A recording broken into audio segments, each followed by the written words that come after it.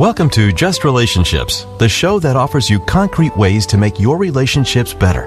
Whether it's your boss, your spouse, your children, or your friends, the quality of your relationships in life directly affects how you feel about yourself and the success you achieve. Your host, Dr. Duffy Spencer, a psychotherapist, telecoach, author, and seminar leader, will interview top experts to help you learn to manage this essential part of your life. And now, here's your host, Dr. Duffy Spencer. Greetings to you. We are living in a society with epidemic anxiety. We also have post-traumatic stress disorder, phobias, and anxiety. And many people really, really need help. They need legitimate help, and yet they cannot afford long-term therapy. So I am interviewing again Dr. Robert London, who wrote a book called Find Freedom Fast, Short-Term Therapy That Works, a 3-step program. So you don't have to repeat it all, Dr. London. I'm just going to recap for everyone in case someone wasn't tuned in last week. And that is that we want to do the cognitive behavioral therapy, which is to look at how you're thinking and to reframe it, to put a positive frame around it, change it, and take action with the new thoughts to understand the origin of how someone got anxious or scared or phobic. Last week you talked about a patient who was afraid of dogs. And rather than go into his issue with his mother and grandmother who taught him to be afraid of dogs, just to concentrate on exposure therapy, finding a book, reading about dogs. Even reading about dogs was at first anxiety-producing for this patient, but over time he was fine. And then a trusted friend who had a dog, and you made a very important point that the person was to go toward the dog. The dog and the dog's owner was not to go toward your patient. The idea of being in control. So we're looking at how to use our very, very brilliant and active brains for the good. So we can go on from there. Well, it's very good. You have a wonderful memory from week to week because you really summarized our previous talk so well. I can only give you 110 on the exam. Thank you. Thank you, Dr. London. I mean, not too many people can do this, so run with it. Please do, yes. because I need my memory when it comes to my own patients. They often marvel, how do you remember everything from week to week? I even know the names of my patients' dogs that died 10 years ago. It's amazing. That's wonderful. Yeah. No, that's great to hear because you certainly got this one. Oh, good. And your listeners will know already what our first talk was about, which is just great. Yes. I think it's great. So I take my hat off to you. Well, thank you, and you.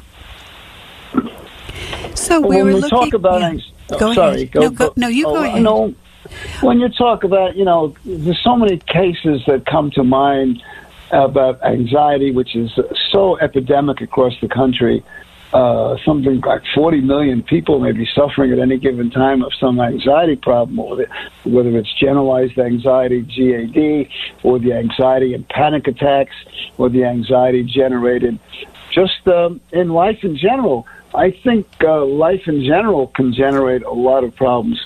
What comes to mind always is, and this is an interesting topic, women in the workplace who get pregnant. And this is pretty normal. Women get pregnant, Yeah, yes. And I think about different situations where anxiety, outside of the physical changes that go on with pregnancy, where anxiety just overwhelm people. And a couple of people I've seen over the years who had these difficult situations. One, I recall, was a hostess in a very, very busy restaurant, became pregnant with her first child, and was terrified that when she had obviously no paid leave, but she had a husband who was working, but nevertheless she needed the money. You know that we're the only industrialized nation that doesn't offer compulsory paid leave. I sure do know that.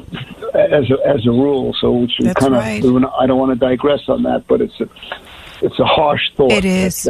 It is a very harsh situation for parents. As my father used to say, my father who was a surgeon, my father said this many years ago, that pregnancy is not 9 months. Don't get confused. Pregnancy is at least a year, because when those ligaments and when those muscles expand, and when the hormones and the chemistry in the body changes, when that baby is delivered, that's not the end of pregnancy. That woman is going to go through enormous physical changes to get back to what she was before she was pregnant. How fascinating. And this is the kind of wisdom. And he graduated medical school way back in 1932. And in those days, even if you were a surgeon, you knew a tremendous amount of the other medical specialties. And that was burned into my brain. And I've now told that to so many people, and I'm telling it again on your show. So there's a big issue here. And this hostess in the restaurant, she was so concerned. There were at least 3 people she knew who worked in the place that wanted her job. So, and she knew she had to be out for a while.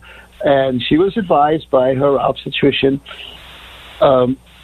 that she just can't go back to work the next day or the next week or the next month. And when I spoke with her, the anxiety was overwhelming. And basically, the stress was to get her to think in terms of the baby, her first child, and the joy she and her family would have when this child were born. And get a new perspective on the whole issue, and trying not to focus on the fear and the terror and the anxiety that she would not have a job because someone else would have taken it, and there were people, as I mentioned, who wanted the job. And by talking and just explaining a few things, I also taught her a hypnotic strategy to imagine a great big movie screen. And as I say, you could do this, you could call this mindfulness.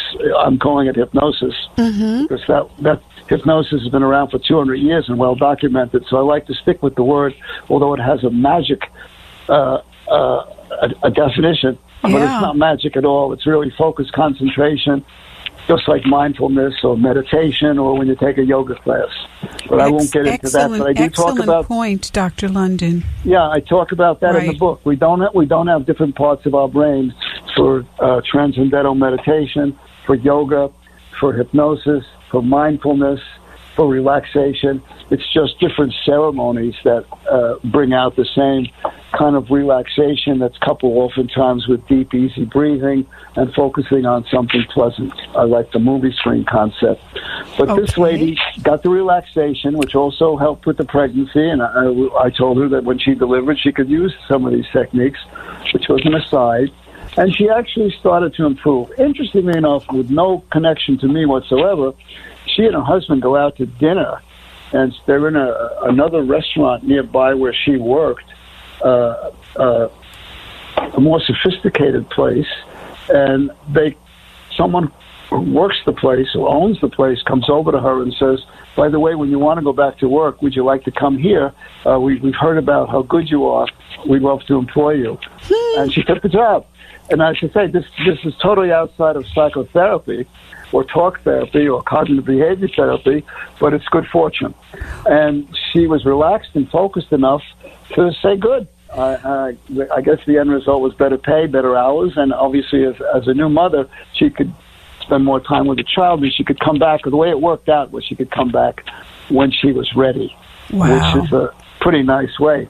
The other thing is... So, Dr. London, I just want to clarify. So, what you did was you changed the focus from the fear of loss of job to the joy of having the baby, and you helped her in focusing on her joy. We know that the vibrations of different emotions are actually different. So, when we experience joy, we literally vibrate at a higher frequency, and human beings communicate vibrationally. And so she was emanating out into the world a sense of lightness and joy and positivity and optimism, and it all worked. It all worked on her behalf. Absolutely. Absolutely. The therapy could have gone in a different direction. Someone could have said, what are you reminded of when you think someone else wants your job? Mm-hmm. And how does it make you feel? Mm-hmm. And I'm not saying that's bad therapy, but I don't know if that would have solved the problem in the time that it needed to be solved. And it may have taken her in a different direction about, do you usually have negative thoughts about people when you're younger? Do you think people were talking about you? And it could go in so many different directions. Surely. And sure, it could be helpful for a person, but is it addressing why they're there? Right. And then I think of another woman who was a brilliant person and who was a partner in a law firm. And I want to emphasize the word brilliant, because as brilliant as she was, she didn't think this one out. And this is where the therapy, as you know this, you can meet the smartest person, someone who's got an IQ of 20 points, 30 points higher than you, but they don't see something the right way. Mm-hmm. And this woman was she went to some wonderful college, and she went to one of the top law schools in the world in this country. And after 7 or 8 years of working at a firm, she became a partner. And sure enough, she ends up pregnant. And, of course, she's not worried about job security. She's not worried about maternity leave, because she's got 4 or 5 months of leave, and she's not getting fired. However, interestingly enough, even as a partner in this firm, there were a number of men who were negative about her leaving. They realized they had to pick up part of the work. They had to spread it around. They weren't. She dealt in an international type of law, and they had to do this. And the negativity gave her kind of a combination of anxiety and panic attacks. And she was really concerned, well-read, knowledgeable, and she knew that the anxiety she was having was going to affect the fetus as well. I mean, you know that, and I know that. Yes. So her obstetrician obviously made the referral, and it was very interesting because this worked out, I guess because she's so smart. We talked about it, we did this, we did that, we went back and forth here and there, but very quickly we got to the fact that, is there anybody in that law firm who is happy when a wife or a partner has a baby? And she said, of course, you know, most of the men I deal with are married, have kids. I said, do you know anybody who might be happy that you're going to have a baby? And blah, blah, blah. Well, we went on, this went on. And sure enough, you would this is for all of us. We'd expect bright people to be able to make that connection. But then again, you know, if you have a pain in your shoulder, it could come from 15 or 20 different reasons. We don't always make the connection. Yes. So you need a professional to guide you. And basically, she started to talk more and more with a few of the men who she knew for a number of years, who just enjoyed her company, liked her work when they admired her work, or they were in a project with her, and they couldn't wait to be invited to some kind of a party after the baby was born. And it's very interesting. And obviously, she got better. She's a pretty smart person, and she didn't come with other baggage.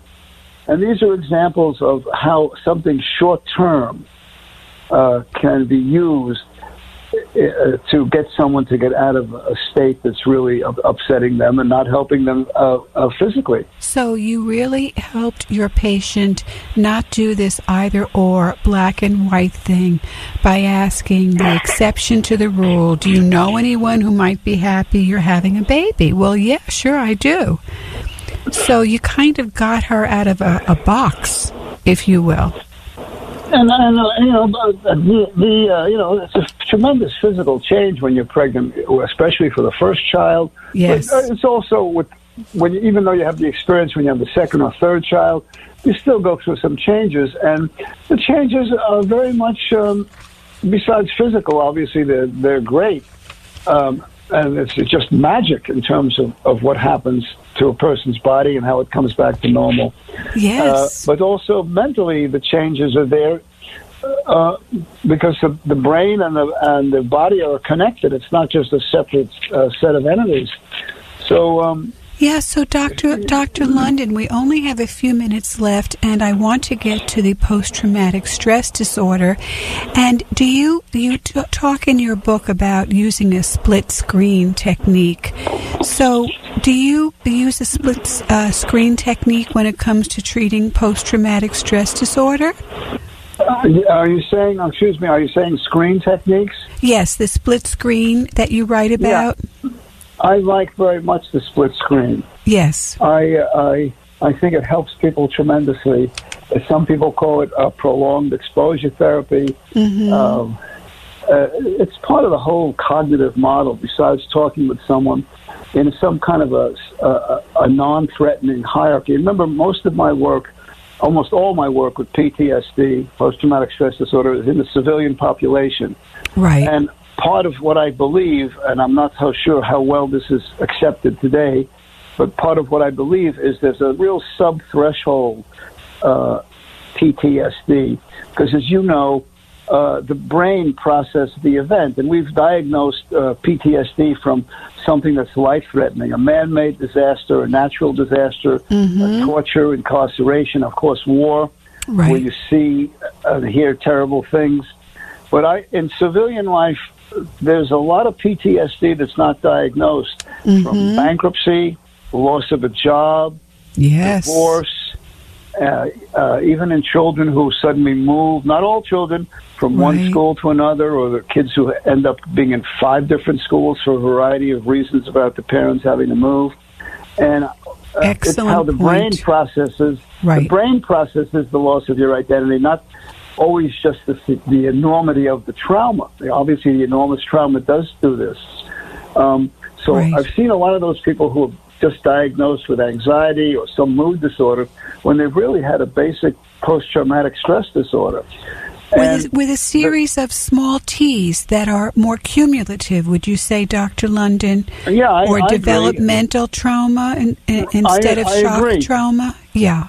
Yeah, and things happen in life that for someone who gets divorced or goes bankrupt, they may be thrilled that they've put one chapter of life behind them and they're going forward. For someone else, they may not get over it. Right. And they may perceive it as the end of their existence. So we have to find that out. And I think it's much more present than one would think. And also there's a lot of data to show that people who are traumatized before age 11 or 12 have a proclivity to be traumatized again in adult life. And this is not too different from a medical model. Some people get illnesses earlier in life and they're recurrent as they go through life.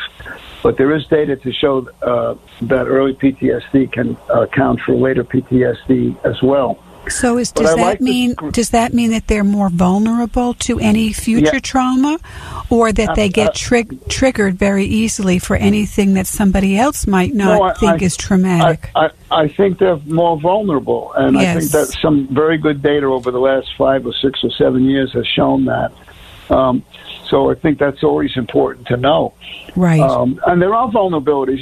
2 people pick up a heavy box, and one is fine, and the other has their back go out. Yep, exactly. So the medical model can follow through into the mental model as well. But the screen is set up the way I like to set it up over a number of visits, and I teach the person to do it on their own, is to imagine this great big movie screen and put a thick line right down the center. And then through a hierarchy of going from the least stressful to something more stressful, I have them have a person over a period of time project the issue they're dealing with on the left side of the screen. But gently, and very readily able to stop it if they get anxious. I haven't seen too many people get anxious as long as you don't push them into a frightening scene. And you kind of work up to it, and you work up to it at their speed, not your speed, not my speed.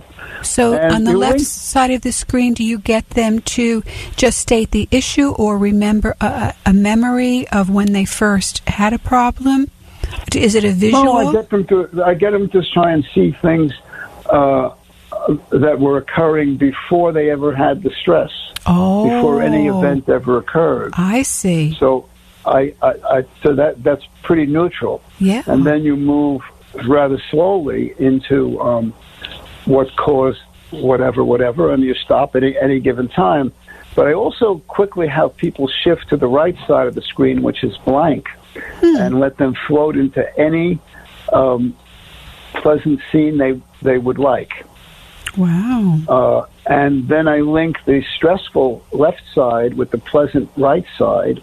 And most often, pleasant experiences or pleasant imagery overwhelms the negative stuff. The anxiety doesn't hold very well with good thoughts. And this was demonstrated in the mid and late 40s by a Dr. Walpe, who was a South African person and was at the University of Pennsylvania, I believe. And he demonstrated with his therapy and in his labs that bad thoughts or scary thoughts were incompatible with pleasantness, and it would just remove it. So that's something that behaviorists will follow, and most often that kind of works. Also, you're working with people who are not going to yes but you over and over again. I'm really talking about the people who come to you for help and are motivated to learn something new. It's just like if you have some cardiac problem and someone says you've got to do a certain amount of exercise 5 days a week, you want to be motivated to walk 2 miles or whatever the prescription is for the exercise. So, that can be very frustrating when someone is yes-butting you. Whatever you say, they have an answer that's negative that will show how it will never work. Well, we all encounter that, and the idea is to slowly convert someone to not being yes but by talking about it. Right. Just by if you have a nice relationship with someone, it's not that hard to say, look, I'm here just to point things out to you. Don't get upset with me. But I've given you 16 different suggestions or 16 different ideas, and you've given me you can't do it. I'm okay if you want to keep doing this, but it makes our work more difficult, and it takes us a longer amount of time. So, very nice. And this might be what's getting into. This may be what's getting you into trouble at work, or getting you into trouble when you socialize with people. And you run it by. This doesn't have to be done in any kind of a hostile way. This is done in a therapeutic, thoughtful way. And neutral, Dr. London, right? It's non-judgmental. I mean, wonderful. In a therapy world, there's always going to be someone whose yes but is going to dominate, and you're not going to get very far. But that's not the rule, right? And that's not the rule. And I like how you put that when you link both sides of the screen, the anxiety producing, and then the blank, which you paint very pleasant feelings and images on, and that the positive actually can overwhelm the negative. I'm thinking of a book that was written called "Love is Letting Go of Fear." And the thesis is you can't have both at the same time. Well, this Dr. Walpe demonstrated this. It's still very popular in the literature, but this was, way back in the mid to late 40s. Yes. And it's stayed the course in terms of being operative today. And what's so important is the reason people don't talk about this or know about this is because there was a period for the better part of the 20th century, and to some degree still operative, where the long-term talk therapies and the symbols and this one-size-fits-all for the way we think just dominated anybody else's thinking in terms of talk therapy. It influenced the culture, it influenced literature, poetry, it influenced the social work movement. It influenced education in terms of those old analytic models. Those models were developed by some very, very smart people. Right. There's no question in my mind, because I've read many of them over the years, but those very, very smart people didn't have a smidgen of science to go on. Right. Admittedly, there's a lot lacking in understanding brain function today, but we've come a long way. So can you give us an idea of the symbols? When you say the symbols were prevalent? I mean, the symbols in the old psychoanalytic model, and that kind of, well, in other words, you'd focus on, you're angry at your teacher for doing X, Y, Z, but you're really not angry at your teacher. You're probably angry at your father. But you can't get angry at your father because he is your father. Right. So you're displacing your anger at your teacher. So you could go on like this and go on like this. And could someone get better over a period of 4 or 5 years? I guess they could. Right. I guess sitting around talking to someone. And also, there's a thing we have a hard time understanding, and that's called time. Time, in any given 1, 2, 3, or especially a 5-year period, we change. Things around us change. Right. And so it's very hard to measure if you're in therapy for 5 years and you're still functioning normally out in the world, what makes the change? Where does time come in? But you know, if that kind of therapy works for you, I'm okay with it. Yes, so Dr. London, I cannot thank you enough for coming on Just Relationships and the whole idea of, you know, time. If we have the time, we can go into various things. But you're suggesting if you're mad at the teacher, just be mad at the teacher and just give yourself permission to be mad at the teacher and look at that and stay focused on the here and now. Well, if it bothers you, you try and get some help to find out why you're angry at the teacher, and you're trying to overcome that. Right, exactly. Most teachers are pretty nice people, and they're devoted educators for not the highest pay in the world. Right, and to stay focused on the problem at hand. Thank you so much, Dr. London, the author of Find Freedom Fast, Short-Term Therapy That Works, a 3-step program. Dr. Robert London, Find Freedom Fast, and you can find it in your local bookstore and on Amazon and all the other digital venues.